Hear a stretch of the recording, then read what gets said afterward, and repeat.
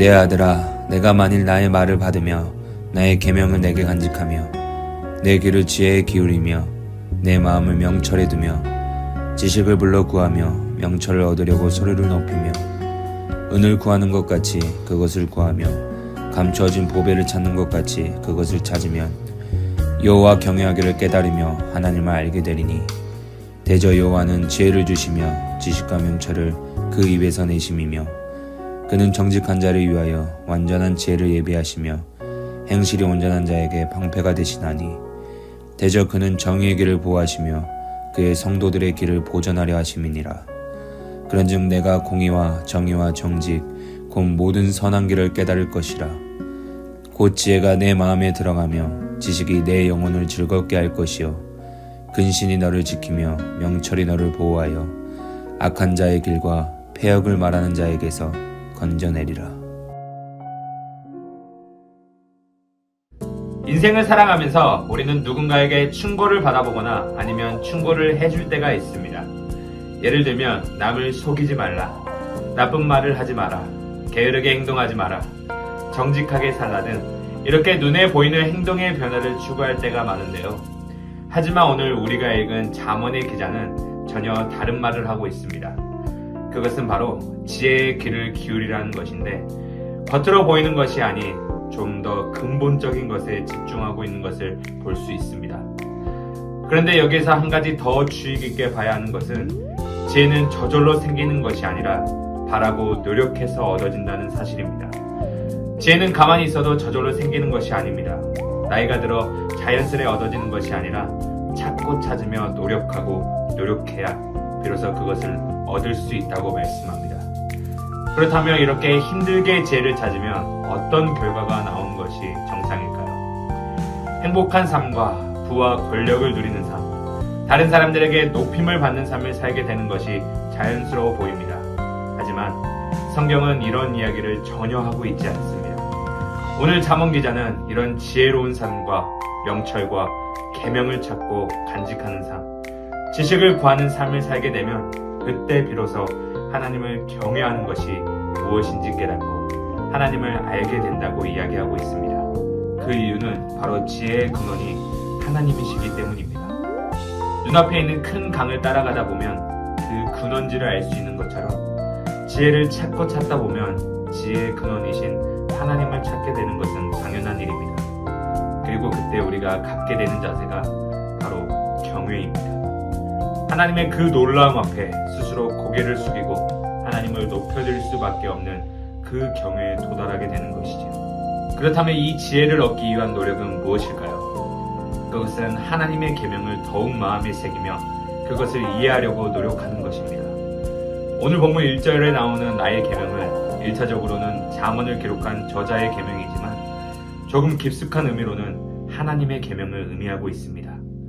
이 부문의 의미를 조금 더 확대해보면 내 귀를 지혜에 기울이고 너의 마음은 그것을 이해하려고 하며 나의 계명을 내가 소중하게 간직하면 이라는 말씀입니다. 즉 지혜의 귀를 기울이고 그것들을 이해하려고 하며 하나님의 계명을 소중히 간직하면 이라는 뜻입니다. 하나님의 계명 속에 그리고 그것을 이해하려고 하는 삶 속에 지혜를 얻는 본질적인 방법이 있음을 이야기하고 있습니다.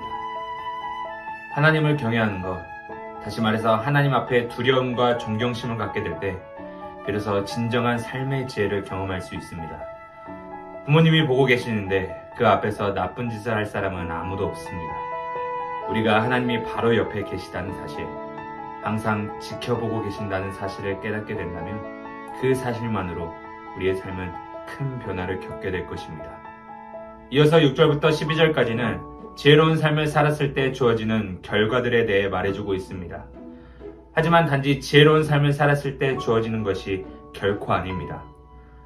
우리가 하나님의 말씀을 마음에 새기는 지혜로운 자가 되다 보니 하나님을 경외하여 그분을 알게 되고 비로소 이때 하나님께서 우리를 지켜주는 것입니다. 이런 자에게는 하나님께서 완전한 지혜를 주시고 하나님이 방패가 되어주십니다. 하나님께서 주시는 완전한 지혜는 우리가 어떤 삶을 살아야 하는지 분명하게 제시해주고 있으며 우리가 그 삶을 살아가다 보면 어느새 온갖 악한 것들로부터 자신을 지킬 수 있는 방패가 있음을 알게 됩니다.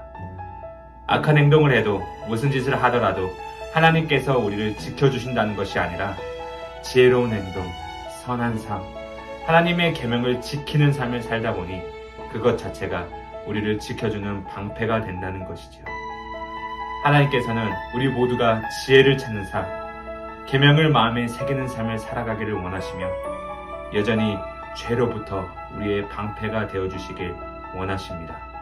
그러한 삶을 살아가기 위해 우리는 먼저 모든 지혜의 근원이신 하나님을 경외하는 삶이 있어야 하며 경외함으로부터 찾을 수 있는 지혜를 얻어야 될 줄로 믿습니다.